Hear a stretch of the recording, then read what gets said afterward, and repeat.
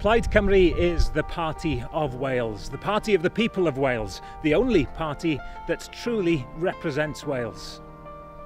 The Tories have slashed police budgets, meaning fewer officers on our streets. By choosing Plaid Cymru, you'll be choosing to support £25 million for Welsh police forces, with decisions about crime and justice made in Wales for Wales. The Tories are punishing the people of Wales to pay for the mistakes of politicians and their mates in the City of London, and Labour have done nothing to stop them. Policies like the rape clause and bedroom tax are nothing short of a tax on our people who need our support the most. By choosing Plaid Cymru, you'll be choosing a better way, where we'll be defending the people of Wales from these vicious attacks. The Tories have always been and will always be bad news for Wales. Labour are weak and divided. They've retreated, they've abandoned Wales.